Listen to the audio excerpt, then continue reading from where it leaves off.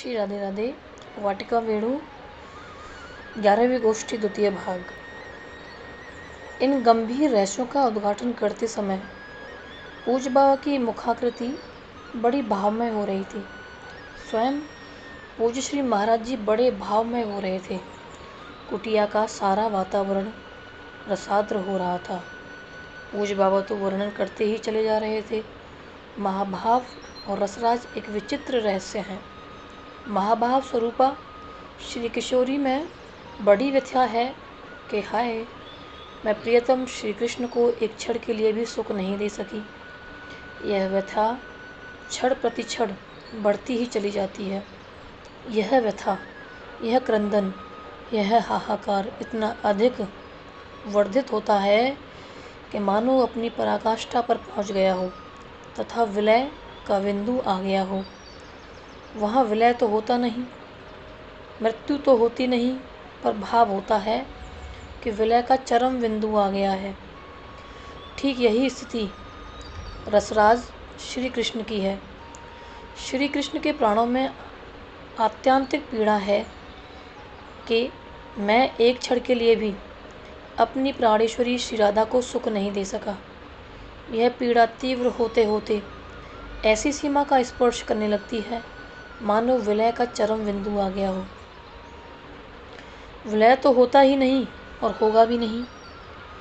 विलय के चरम बिंदु का केवल भान होने लगता है। उधर श्री किशोरी में हाहाकार की पराकाष्ठा का चरम बिंदु और इधर श्री कृष्ण में हाहाकार की पराकाष्ठा का चरम बिंदु। जहाँ इन दोनों बिंदुओं का सम्मिलन होता है तभी श्यामवर्णा एक बालिका का प्रादुर्भाव होता है। इसी बालिका को गौड़ीय मत में अनंग मंजरी कहते हैं। चरम बिंदुओं के इस सम्मिलन तक का बहाव आत्यंतिक अतृप्ति की ओर था और इस सम्मिलनोपरांत फिर भाव का बहाव आत्यंतिक तृप्ति की ओर आरंभ होता है। उस श्यामवर्णा बालिका को देखकर रसराज श्री कृष्ण का हृदय आह्लादित हो उठता है, यह सोच करके कि इस माध्यम से मैं अपनी प्रिया को कुछ सुख दे पाऊंगा। उसी श्यामवर्णा बालिका को देखकर महाभाव स्वरूपा श्री किशोरी के हृदय में एक अचिंत्य आशा का संचार होता है कि इस माध्यम से मैं अपने प्राणेश्वर को कुछ सुख दे पाऊंगी। यह श्यामवर्णा बालिका ही मंजू श्यामा है। भगवत कृपा की महिमा का बखान करते हुए पूज्य बाबा कहने लगे, इस भावराज्य में भगवत कृपा के आश्रित होकर कोई भी प्रवेश पा सकता है। मेरे पास आज 2 वृद्धजन मिलने के लिए आए थे। उनसे मेरा परिचय तीर्थ यात्रा ट्रेन के समय से है। वे 2 घंटे तक मिलने के लिए प्रतीक्षा करते रहे। अब वे मौन हैं। जब वे आए तो उनमें से एक ने लिखकर कहा, बाबा, जब मैं एकांत में रहता हूँ तो अपने कुकर्मों की बड़ी याद आती है। अपने कुकर्मों की स्मृति से कभी कभी नींद भी नहीं आती। क्या करूँ, कैसे मन भगवान में लगे। मैंने उनसे कहा, आप एक बात बतलाएं, कुकर्म की शक्ति अधिक है अथवा भगवत कृपा की शक्ति अधिक है। उन वृद्धजन से जो बातचीत हुई उसका सार बतलाते हुए पूज्य बाबा ने कहा, उनके मन को अधिक आश्वस्त करने के लिए मैंने चौक से अपने हाथ पर गुणा के कुछ निशान बना दिए। फिर एक अंजलि जल से उनको धो दिया। इसके बाद मैंने कहा कि ये निशान चाहे कितने ही अधिक संख्या में क्यों न हो तथा कितने ही अधिक पुराने क्यों न हो, पर उन सबको धोकर हाथ साफ कर देने में जल को क्या देरी लगी। केवल धो ही नहीं दिया अपितु हाथ को सिक्त भी कर दिया। यही बात भगवत कृपा की है। मन की मलिन चादर को, वह मलिनता चाहे कितनी भी घनी क्यों न हो और चाहे कितनी ही पुरानी क्यों न हो, उस मलिनता को धो डालने में कृपा वारी को क्या देर लगेगी। कृपा की शक्ति असीम है। केवल धोएगी ही नहीं, रस से संसिक्त भी कर देगी। इतना सुनकर वे वृद्धजन विभोर हो गए और मेरे गीले हाथों को अपनी छाती पर, अपने सिर पर फिराने लगे। रस से संसिक्त हो जाने के मार्ग में जो अवरोध आता है, उसकी ओर संकेत करते हुए पूज्य बाबा ने श्री महाराज जी से कहा, उस रसराज श्री कृष्ण में एक बड़ा ऐब है। उसे कृत्रिमता पसंद नहीं तथा उसे दूजा पसंद नहीं। श्री कृष्ण तो व्याकुल हैं किसी को भी रस में डुबा देने के लिए, पर डुबाएंगे उसे जिसमें कृत्रिमता नहीं।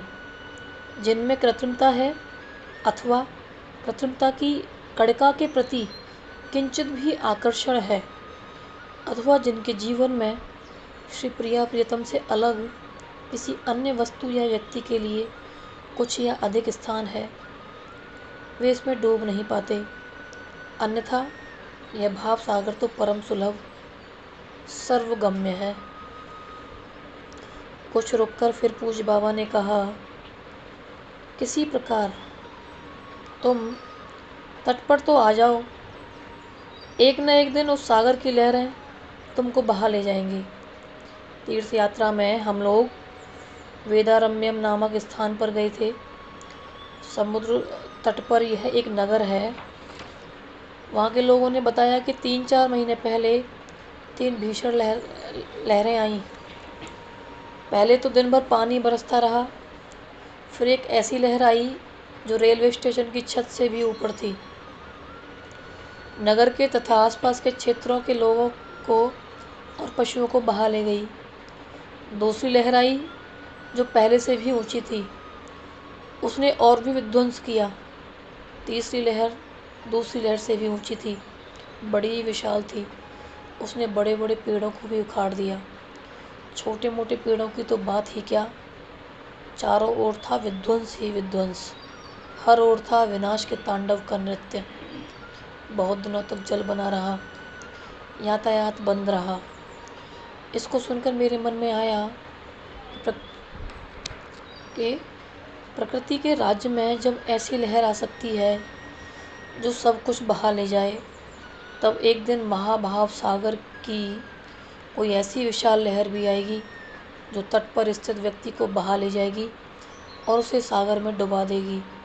परंतु इतनी अपेक्षा तो है ही कि सागर के तट पर आ जाओ, सागर के तट पर खड़े रहो।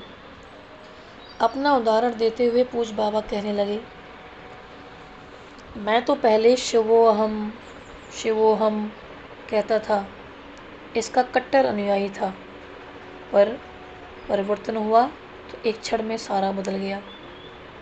इस पर बड़ा रसमय और बड़ा भाव में विनोद करते हुए श्री महाराज जी ने कहा, अब तो है साहम साहम।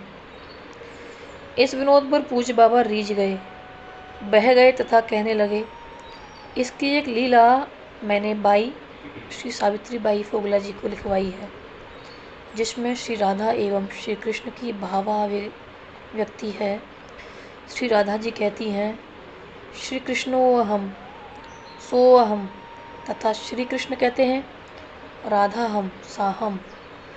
प्रियतम श्री कृष्ण प्राणेश्वरी श्री राधा का रसमंत्रोपचारों से सरस पूजन करने के पूर्व उनके चिन्मय स्वरूप का स्मरण करते हुए कहते हैं, अलक दगंचल ललितम रंग तरंग सलिलितम संविद गगन समुदितम भज मुख विदुमकलुषितम।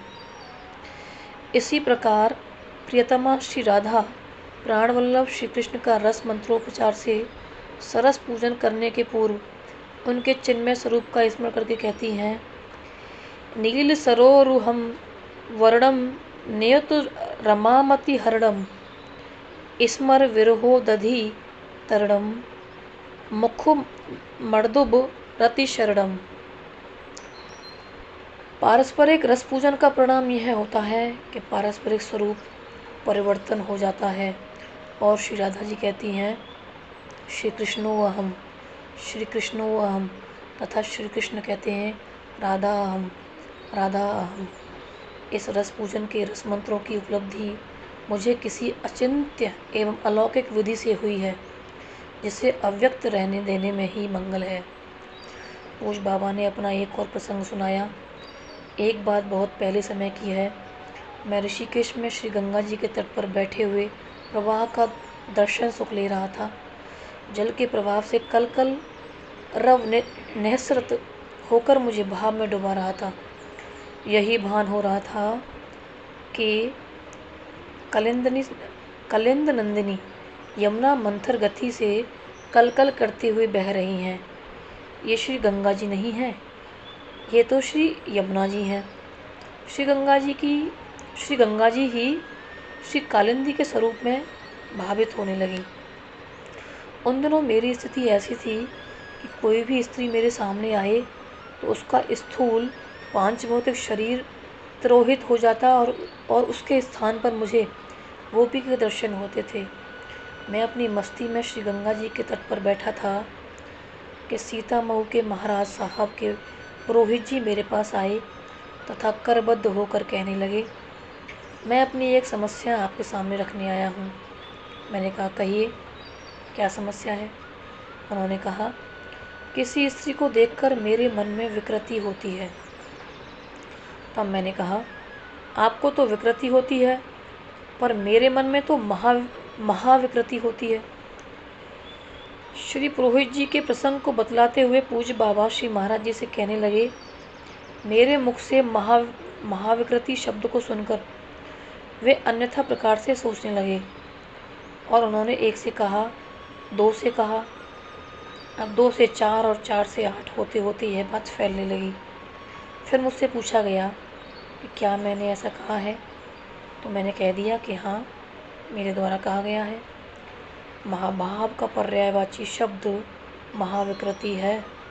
महाविकृति शब्द के गर्भित अर्थ को न समझकर जो मेरी अपचर्चा या निंदा हुई, उससे मेरा क्या तो बनता है और क्या तो बिगड़ता है। एक और घटना सुनाता हूँ। एक बार जब मैं एक बाड़े के अंदर सामने वाली उस कुटिया में रहता था, तो श्री कृष्ण लीला चिंतन नामक ग्रंथ से प्रभावित एक भक्त मेरे पास आए, श्रद्धा से भरा हृदय लेकर आए, पर श्री व्रजेंद्र नंदन को न जाने क्या सूझी, वे मुझसे उल्टा ही कहलवाने लगे। उनको देखकर मैंने कहा कि आपका यह कोट बहुत बढ़िया है, क्या मुझे सिलवा देंगे? एक बात और है, मेरे मन में पकौड़ी खाने की बड़ी इच्छा है, क्या कुछ पैसे खर्च करके बनवा देंगे? मेरी बात सुनकर उन्होंने सोचा कि श्री कृष्ण लीला चिंतन लिखने वाले साधु क्या यही हैं जो कोट की चाह और पकौड़ी की चाट में अटके पड़े हैं? उनकी श्रद्धा डिग गई और उन्होंने कहा कि आपके भजन में बाधा पड़ रही है, अतः अब हमें जाने की आज्ञा दें।